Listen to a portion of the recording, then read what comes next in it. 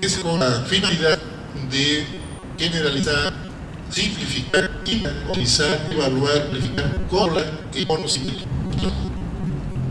Cuando vemos en las ciencias sociales, con la ciencia, la filosofía, la ciencia, queremos integrarlas todas. Queremos una integrada, por ejemplo, la centro del enfoque sistémico. El creador, introductor de esta concepción verdadera, decía que existe una tendencia general a la integración de las ciencias naturales y sociales, que su teoría general de sistemas puede constituir un instrumento importante en búsqueda de la exactitud de las ciencias no físicas. Está buscando la exactitud, por ejemplo, de cómo medir el aprendizaje, cómo medir, por ejemplo, vocación, cómo medir aspiración, qué quiere ser, por ejemplo, cómo se puede medir eso. A desarrollar principios unificadores, ¿no? De buscar la unidad de la ciencia. Una teoría para explicar, por ejemplo, la conciencia. Una teoría para explicar personalidad. La tendencia es a integrar las teorías en sistemas teóricos. Miren ustedes que la finalidad que se plantea Bertalanffy siendo biólogo es que esto debe ir o conducir a una integración de la educación científica.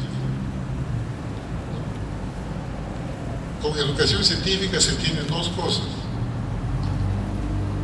transformar la educación en una ciencia, es educación científica, o educar en base a las ciencias. Las dos ideas están metidas acá cuando se habla de educación científica. Pero la idea general de Bertalanffy y de todas las teorías que hay sobre sistemas, todas se refieren a una definición de sistema como aquel conjunto de elementos que se relacionan entre sí. Y hay una idea muy metida en la teoría que todo el mundo la repite: la suma es mayor, el todo es mayor que la suma de las partes. Pero ¿cómo es que el todo suma más que las partes? Una modificación es bastante importante en la teoría de sistemas aparece con la teoría de la complejidad.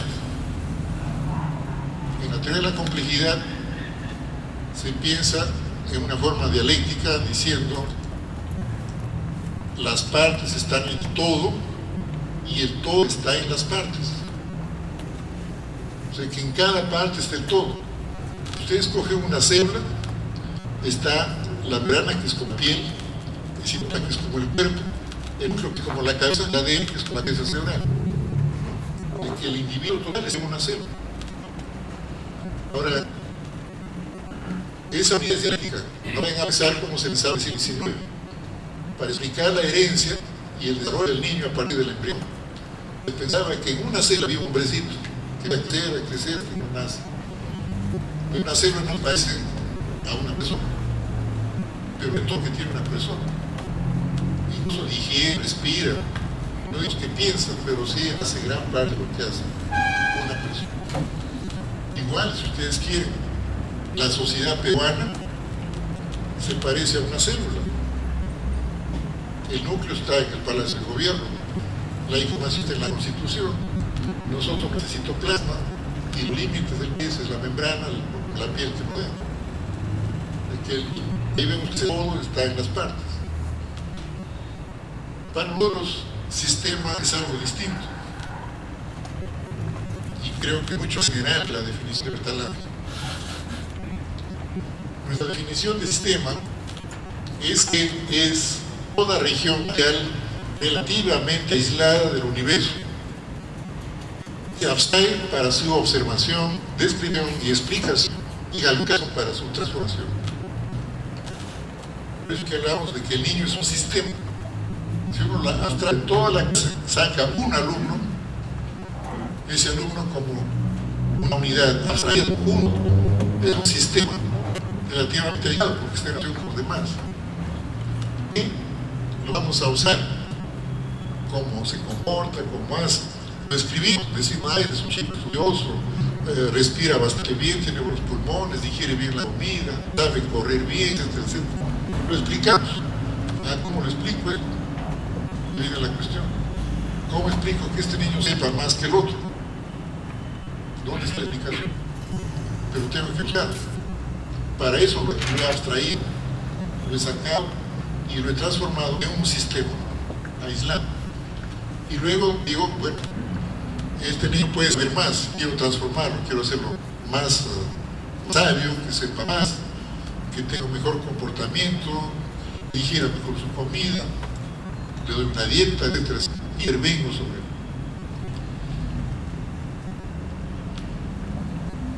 Luego aparece un fenómeno claramente social que solamente el hombre ha podido distinguir. Un animal, el perro por ejemplo, de repente ve un hueso y se va y se come. Cuando quiere dormir se va al sitio donde duerme y se acomoda ahí. Ya sabrá dónde duerme, pues, algunos en el sofá, otro en la cama del dueño, o tiene su silla, o tiene su colchón, el perro ya sabe dónde debe dormir. Es como si dijéramos, el perro distingue el mundo exterior, hasta podríamos decirlo como un sistema. Sabe Dios, cómo verá antes a su hueso, pero él lo ve. Y no lo come otra cosa que se parece a su hueso. Y nosotros tenemos una capacidad especial. En algún momento de nuestra historia, los hombres empezamos a ver en todo sistema relativamente aislado un doble aspecto, a tal punto que unos ven más uno que otro. Por ejemplo, a veces vemos una piedra como estructura, pero muy difícil verla como actividad. Una pelea que tiene en la calle, lo vemos como actividad, pero ¿cuál es la estructura? Eso es que cuando vemos la teoría científica nos hacen ver las partículas y las ondas, donde la partícula es como estructura y la onda es actividad. La masa es estructura, la energía es actividad. Por eso que somos los únicos seres vivos que distinguimos el espacio del tiempo. Recién, después de miles de años, Einstein nos dice que es lo mismo. Y nosotros seguimos pensando por separado, a pesar de que la teoría nos dice que es lo mismo. Y seguramente es así, el universo no distingue espacio y tiempo. Nosotros vemos al mundo, al universo como espacio y como tiempo. La facultad, creemos, hemos querido así, que esta forma de separar estructura y actividad empieza cuando el hombre utiliza sus manos para transformar la naturaleza. Cuando yo agarro y me punteo, estoy haciendo lo que hacía el hombre hace 100.000 años o 200.000 años. Coge una piedra y atacarla con otra hasta transformarla en cuchillo. Una mano se sostiene el objeto y la otra mano se mueve para transformarlo. En esa actividad el hombre empieza a distinguir las cosas de los hechos. Eso se va transmitiendo de generación en generación. ¿Y el resultado cuál es? Que ahora tenemos dos cerebros. Uno que ve el mundo como estructura y el otro que ve el mundo como actividad. De manera que esto es algo de lo más interesante que ocurre en la evolución de la vida cuando el hombre empieza a diferenciar la estructura de la actividad. El problema es que para unos todo es estructura y para otros todo es actividad. Y ahí viene la confusión. A los que ven todo como estructura se les dice materialistas, y a los que ven como actividad se les dice idealistas. Y entre el idealismo y el materialismo hay pues una pelea desde hace varios miles de años. Y no hay cuando nos pongamos de acuerdo. Lo que sugerimos acá es que nos pondremos de acuerdo cuando estamos refiriéndonos a lo mismo con puntos de vista diferentes. ¿De dónde viene esto? Ya en la actualidad viene de que hay cosas que duran más que nosotros y otras que duran menos que nosotros. La mantequilla lo vemos como actividad porque desaparece, se pudre y lo dejamos al ambiente. Una que aparece como actividad. O la sopa, por ejemplo, ya de la tarde, de la mañana a la tarde está descompuesta. En cambio, una mesa lo vemos como cosa, que no cambia, pero simplemente es por dura más que nosotros. Si durara menos, lo veríamos como actividad que cambia. En muchas cosas no es la actividad, sino resultado. Por ejemplo, cuando vemos una planta que crece, es pura actividad, pero no vemos actividad, vemos simplemente por momentos que ya creció, pero no vemos el momento en que está quedando. Por dicho, vemos el resultado de los cambios, pero el cambio sí no lo vemos. Eso en parte explica por qué vemos el mundo de dos maneras. Y en la parte más científica del asunto diremos que unos ven el cambio y otros ven los cambios. ¿No? Por ejemplo, algunos son demasiado conservadores, creen que las cosas son como están. Otros son progresistas, creen que las cosas deben cambiar. Y todo hace de esta manera de ver el mundo, como estructura como actividad. Y el universo, habíamos dicho con eso, que todo lo que sucede en el universo son procesos de reflexión. Es decir, que una cosa se refleja en otra y al infinito. Si la luz del sol no se reflejara en procesos químicos en la Tierra, no hubiera habido moléculas como el ADN, como las proteínas, y no hubiera células ni seres vivos. Es como la luz, como energía, se transforma en energía química y eso da origen a los seres vivos. Estos procesos de reflexión, ya los dije al comienzo, son entrópicos y negentrópicos. Estos procesos entrópicos y negentrópicos los vemos de dos maneras, como seres inertes y como seres vivos. Y aquí algo que es importante, en una piedra, si uno hace un análisis químico, va a encontrar los elementos que están en el cuerpo. En el plato de comida están todos los átomos y moléculas que forman parte de nuestro cuerpo. Lo que nos diferencia entonces los seres vivos de lo inerte es que las moléculas, los átomos están organizados en los seres vivos y ordenados en seres inertes.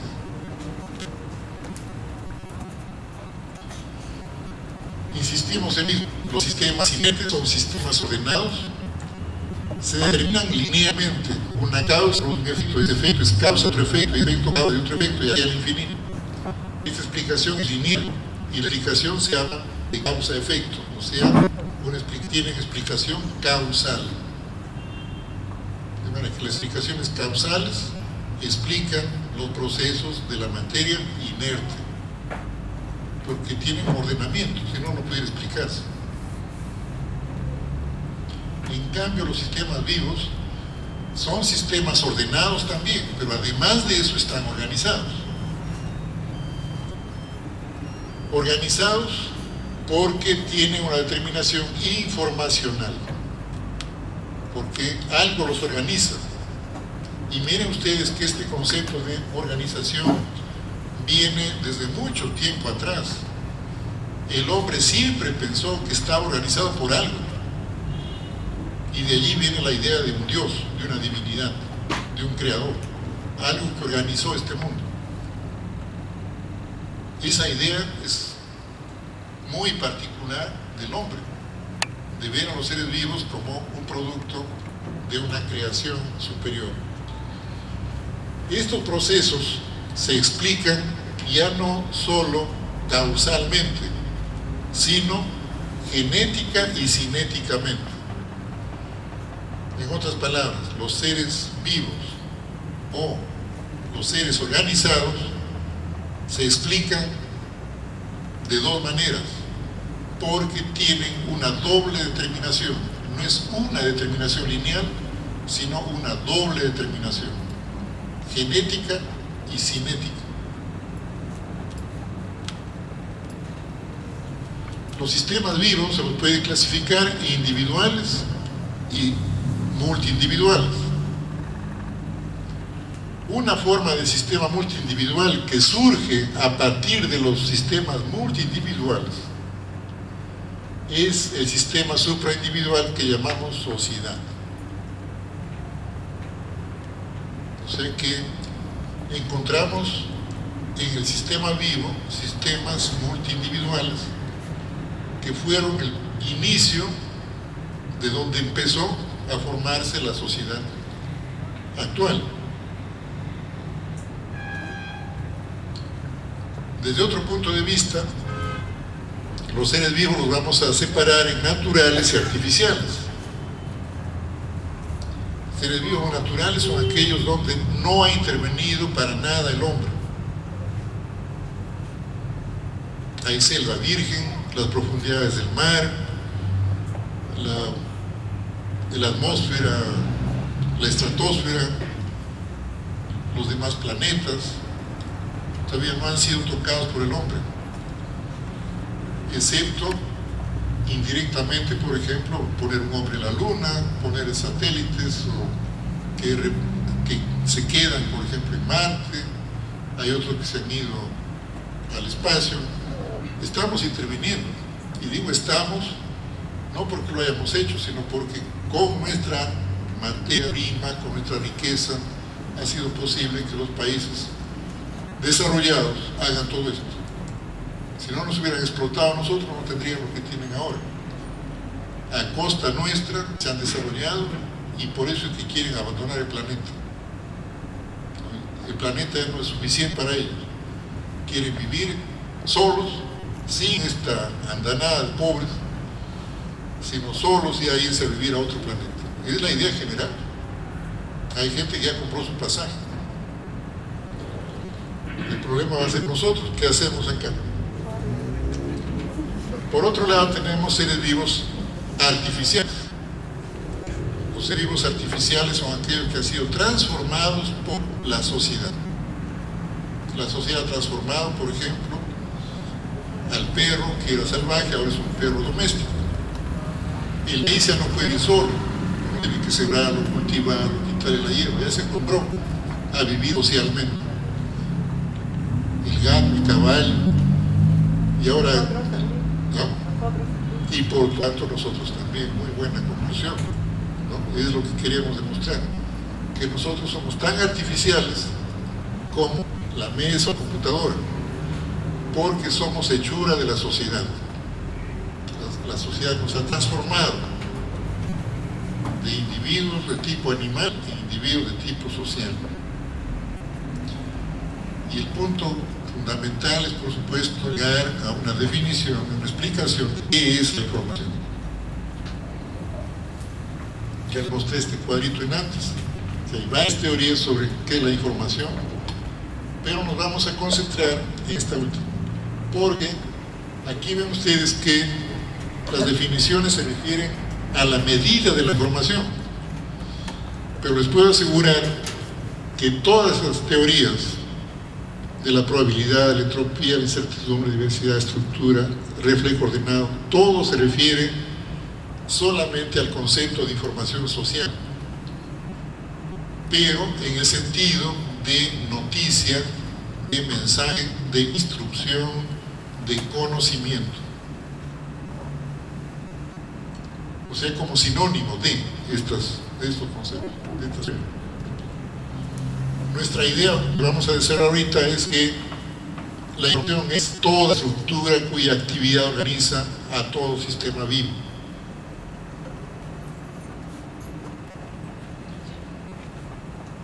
Que existen varios tipos de información, ya se ha venido planteando desde antes de la publicación de mi primer libro, que es del año 94, y han habido varias teorías que clasificaban la información, pero sin definirla, sin decir qué es la información, ya la estaban clasificando. Aquí, por ejemplo, en el año 82, Sagan habla de información genética, que es la que organiza las bacterias, los virus, según él también, las algas, protozoos, coelenterados, y según él, la información se llama cerebral aparece en los reptiles, ¿ya? Es la que está vigente en los mamíferos y en los seres humanos.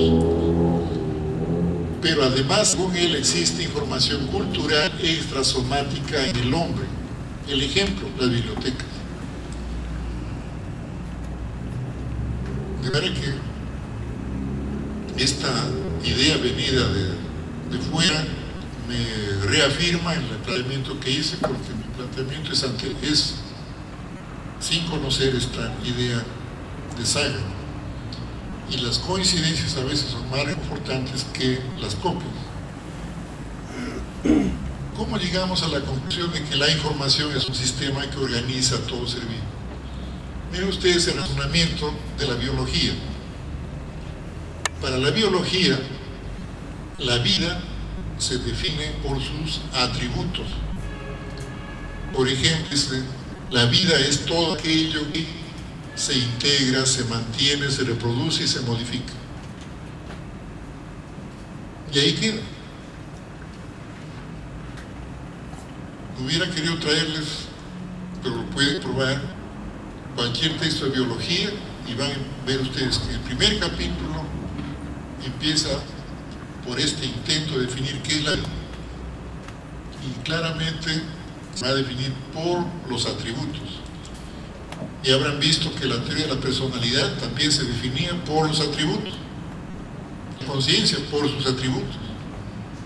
Para la ciencia natural es muy común, muy general, definir las cosas por los atributos.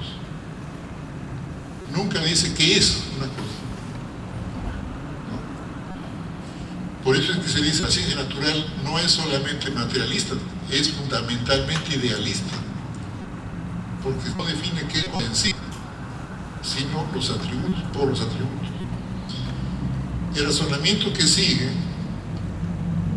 es lo que añadimos, de que se tiene que explicar por qué existen estos atributos. Y encontramos que hay propiedades esenciales de los seres vivos. Aquí, como ven, hablamos de propiedades objetivas, lo que se ve. El animal se reproduce, el animal come, el animal respira, o el ser vivo en general. Pero hay propiedades esenciales, algo que está escondido detrás de estas propiedades. Decimos que los seres vivos tienen propiedades de anticipación y de memoria. Todo ser vivo se anticipa. ¿Y por qué se anticipa? Porque tiene memoria. ¿Y por qué tiene memoria? Porque se anticipa. Es completamente circular. Todo ser vivo se anticipa. Una bacteria se anticipa. Es como si dijéramos, sabe lo que va a suceder en el momento siguiente. Es una propiedad inherente a todo ser vivo, que explica por qué el ser vivo se mantiene, por qué se reproduce, por qué muta, etc. Pero también hay detrás de esta idea, la idea de una memoria, que si el animal no tuviera memoria no podría anticiparse. El que introduce esta idea es Anokhin, un neurofisiólogo ruso de los años 60, 70, que introduce el concepto de reflejo anticipado de la realidad, en el sentido de que todo ser vivo tiene un reflejo que se anticipa a lo que va a suceder, siempre y cuando lo que sucede se repite cíclicamente. Por ejemplo, nos anticipamos a todo, a la lluvia, al verano, al invierno, etc. Pero no nos podemos anticipar a un terremoto, porque no sabemos cuándo va a suceder. Poco a poco, mientras más se conocen terremotos, empezamos a anticiparnos. Pero eso ya es una cuestión social. ¿Cómo empieza uno a anticipar? ¿Cómo es eso? Guardando en la memoria, en la computadora, los datos que se han ido descubriendo previamente. Y por último decimos, ¿y qué es lo que determina que un ser vivo pueda anticiparse y tener una memoria? ¿De qué depende eso? Y ahí justamente llegamos a introducir el concepto de información. La información es lo que permite al ser vivo, a todo ser vivo, anticiparse y tener memoria.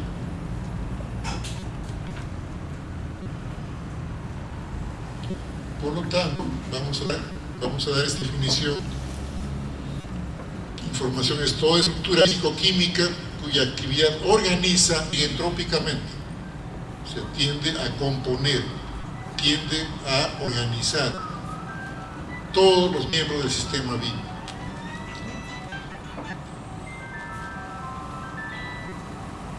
Ya dijimos que hay varias clases de información, pero aquí tenemos que ya se trata solamente de una epigenesia con Darwin, porque aquí faltaban estas flechas para abajo. Cada vez que aparece una nueva clase de información, esa clase de información reestructura cinéticamente la información del nivel inferior. Aparece en la evolución de información neural, esa información reestructura a la metabólica y la genética. Aparece la información psíquica, reestructura otra vez a la neural, la metabólica y la genética. Aparece la información social, otra vez nos reestructura a cada uno de nosotros. ¿Qué es lo que estoy haciendo ahorita? Reestructurar la información que ya tenía. Es información social, puesto que viene de afuera. Podría yo no estar acá y a ustedes se les ocurre encontrar un libro por ahí y lo leen igualito. El efecto es el mismo. Y este concepto ya lo mencioné antes, quisiera recalcarlo aquí. ¿Por qué decimos información? Como que hay un punto de partida. Esto lo podemos ver, ojalá me alcance el tiempo. Primero en la evolución y después lo que sucede ahorita. Primero lo que sucede en este momento. Ustedes cuando lleguen a su casa van a encontrar la sal en medio de la mesa, o el azúcar en medio de la mesa. El azúcar ingresa al cuerpo y es el punto de partida de la existencia de esta molécula. O sea, esta flecha daba origen a esta molécula, contribuye a esta molécula, la hace que se mueva. Las moléculas de azúcar en la mesa pues son granitos de carbono, nitrógeno, hidrógeno y oxígeno, ensambladas de una manera especial. Si no, no fuera azúcar, que es comestible, es decir, otra cosa. Y ahí ven claramente cómo se ordena la materia. Las mismas tres moléculas, los mismos tres átomos de carbono, oxígeno y hidrógeno pueden estar formando grasas, no solo carbohidratos, también son parte de las proteínas, etc. Bueno, aquí también las moléculas de azúcar o de sal llegan acá y forman parte de esta molécula, o forman parte de la célula total. El azúcar está por todas partes, ingresa por todas partes a la célula. Pero cuando está allí, ya no es solamente punto de partida de la actividad de esta estructura, sino que al mismo tiempo es su soporte. Si no hubiera la energía del azúcar, esta molécula llegaría a desaparecer, se muere simplemente. Necesitamos pues azúcar constantemente como soporte activo de la estructura de esta unidad que es la célula. Como puede ser bien una persona, puede ser cualquier ser vivo inferior. Entonces este juego lógico de punto de partida, cómo da origen a una base de desarrollo y luego se convierte en soporte activo, es una forma de explicar lógicamente en qué consiste la información. Si nos damos esto hace 3.000 millones de años atrás, encontraremos que no había vida en el planeta, pero había moléculas como el azúcar, hidrógeno, carbono, nitrógeno, etc. Esos átomos y moléculas son punto de partida que dan origen a esta estructura y entre ellas al ADN. Pero el ADN, una vez que ya existe, es la base de desarrollo de toda la célula. El ADN determina que esta célula se puede anticipar, pueda tener una memoria y que por ello pueda nutrirse, integrarse, reproducirse, mutar, etc. Todas las propiedades dependen de esta estructura que se llama ADN. Pero tengo que explicarles por qué se dice que el ADN contiene información. Si ustedes leen cualquier libro de biología, les van a decir que el ADN contiene los genes, contiene la información genética. En nuestra terminología, nuestra manera de pensar es que el ADN en una célula se transforma en información. El ADN es la información. Y eso coincide también cuando decimos el individuo no tiene personalidad, sino que ha llegado a ser, se ha transformado en personalidad. El mismo concepto llévenlo acá. Hay una coherencia entre lo que hemos dicho respecto al individuo y ahora lo decimos respecto de la información. ¿Por qué decimos eso? ¿Por qué ya no decimos que el ADN contiene información? Primero, que cuando se dice que el ADN contiene información, ya se puede definir qué es la información. Igual, cuando se define la mente como una propiedad del cerebro, ya no se puede definir qué es la mente. Por lo tanto, tenemos que definir la información de otra naturaleza, de otra forma. Miren ustedes, ADN hay por todas partes. La molécula de ADN es una secuencia de una serie de moléculas que se llaman nucleótidos. Y los nucleótidos se unen uno tras otro, forman una cadena interminable. Si los nucleótidos se unen al azar, bueno, es un ADN simplemente. Pero el ADN de cada uno de nosotros tiene una secuencia definida de nucleótidos, que es propia de cada uno. Por eso es que decimos que el ADN en general ya no es la información, sino el ADN especial de las células de cada uno de nosotros. La bacteria tal, la Mycobacterium tuberculosis, por ejemplo, tiene un ADN que es específico de ello. O sea, la secuencia de nucleótidos es la información que organiza a ese tipo de ser vivo. No es que el ADN de esta bacteria contenga información, sino que es la información que organiza a ese ser vivo. Porque la secuencia de nucleótidos codifica lo que sucede dentro de la célula y lo que sucede fuera de la célula. Por eso es información. Llevemos esto al lenguaje. En español, en la costa, tenemos algo así como 24 o 23 fonemas, 23 sonidos para hablar. Si ustedes juntan esos sonidos al azar, no hay información. Pero esos 24 fonemas son un código para codificar información. Nos sirven para codificar información. Y vemos esto al lenguaje escrito.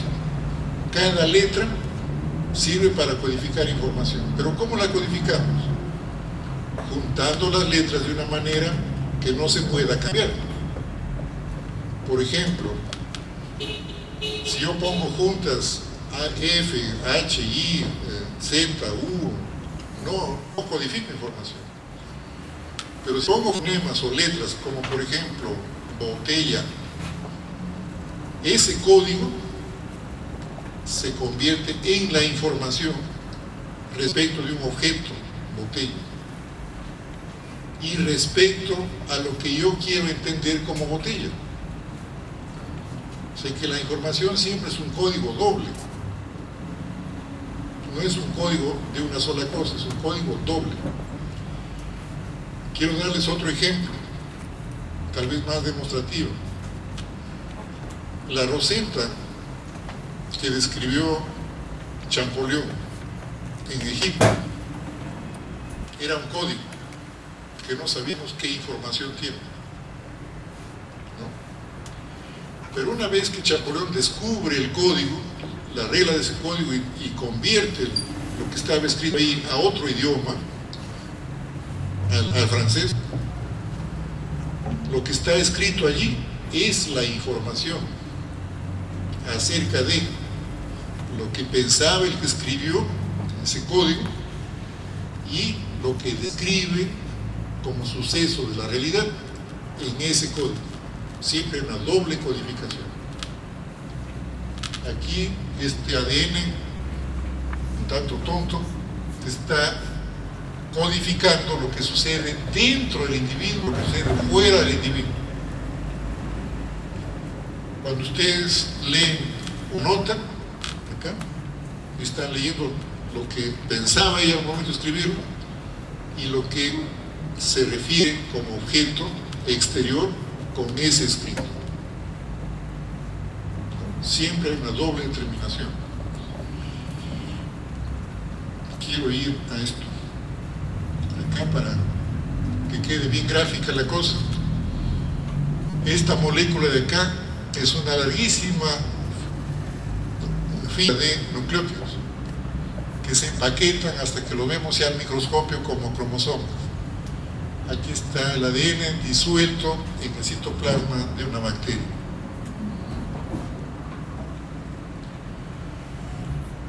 La información metabólica es la información que está entre las células, no dentro de las células, sino entre las células.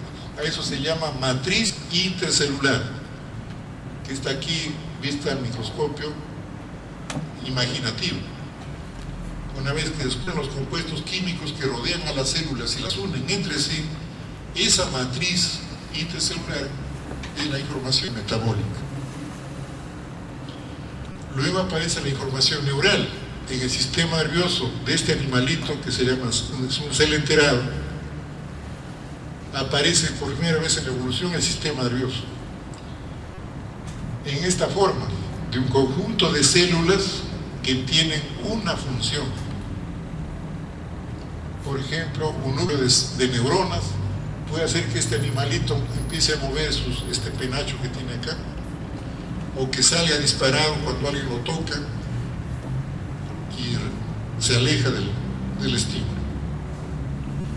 Luego aparece la información psíquica inconsciente. En el cerebro del chimpancé ocurre lo mismo que en el cerebro del gato. Hay un tipo de corteza que aquí está muy bien pintado, visual, auditiva y táctil, y adentro está la parte emocional. El animal también tiene sed, hambre, frío, calor, dolor, náuseas, etc. Para que por las dos caras hay información. En la cara externa la información cognitiva y en la cara interna la información afectiva.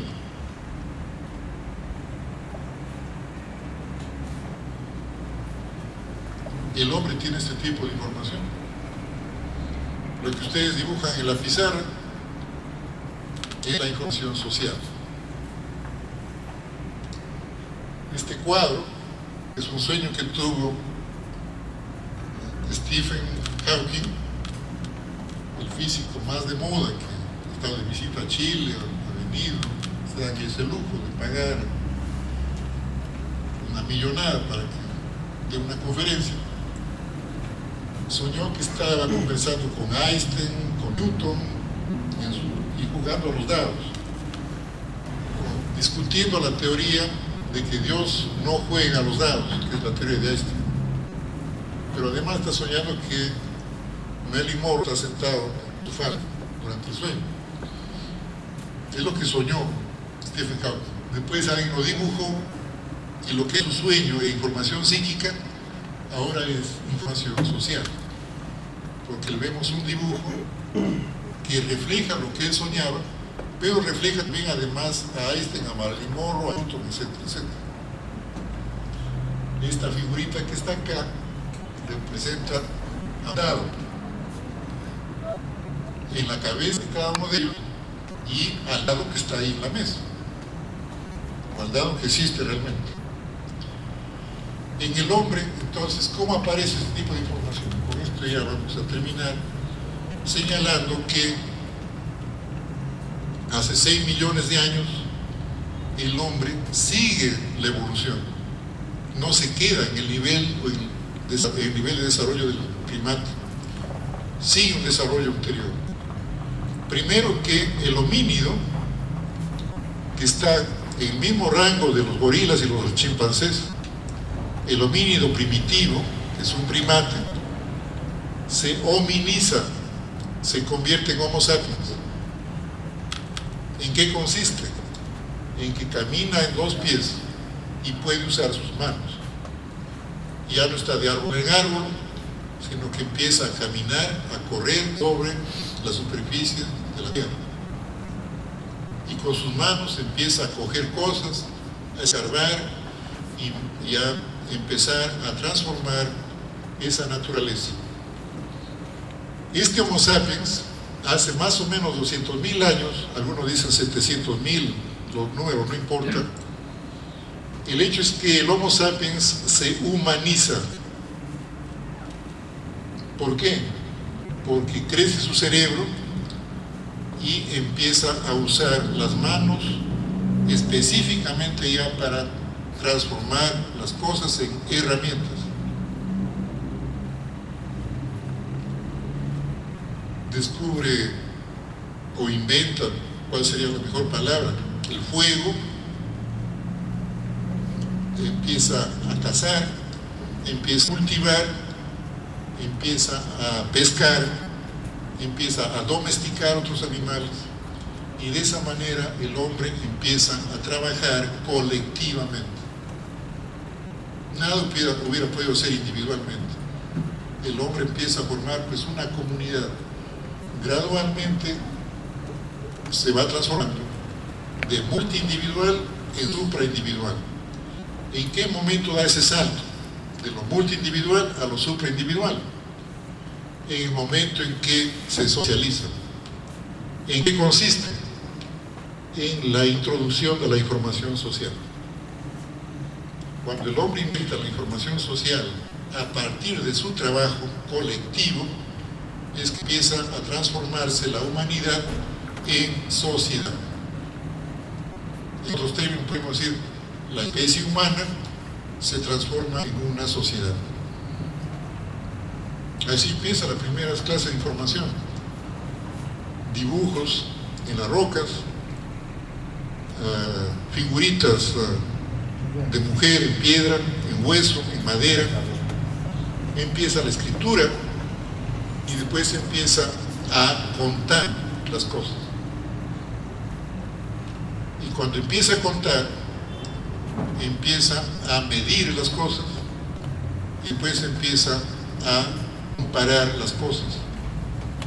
Y con eso aparece el concepto de valor. Imaginen ustedes el hombre hace 10.000 años intercambiando sus productos por trueque. Pero cuando empieza a contabilizar con piedritas o con señales en la superficie de una masa de arcilla, empieza a usar un método, procedimiento de intercambio, que parece el concepto de dinero. Es el salto más grande que da el hombre cuando empieza a medir ya no tanto las dimensiones de las cosas, sino el valor de su propio trabajo.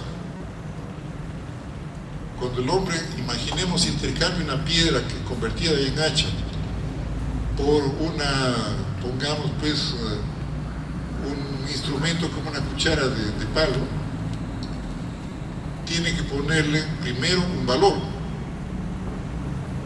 ¿Cuánto de trabajo me cuesta hacer una cuchara y cuánto trabajo me cuesta convertir una piedra en un cuchillo?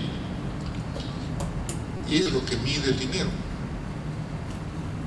El problema viene cuando el dinero se convierte en cosas que se puede comprar y vender también, y por lo tanto se puede acumular. Si usáramos el dinero como se usa el metro, el litro o el peso, no habría problema.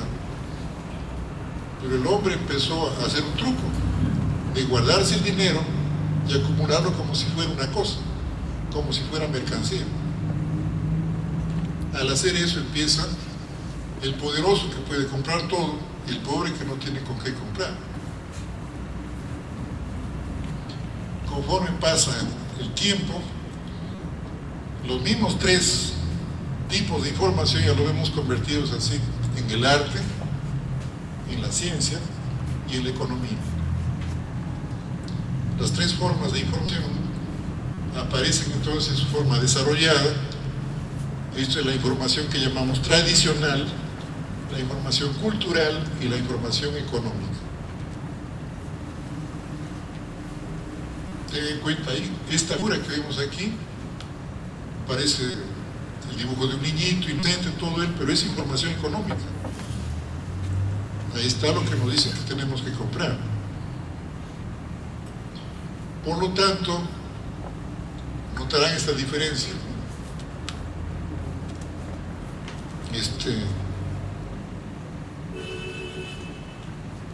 Esta relación entre el animal y el ambiente no es la misma que la relación entre la persona y el universo. El conductismo hablaba del ambiente como general para todos, para el animal y para las personas. El animal se relaciona con su ambiente local, lo inmediato que le rodea. El hombre se relaciona con el universo. Nosotros nos relacionamos con el mundo, no por la globalización. Nos relacionamos porque leemos el periódico, las noticias de otros países. Podemos viajar y hacer posgrados, etcétera, ir a trabajar a otra parte. Y esta relación es a través de información social.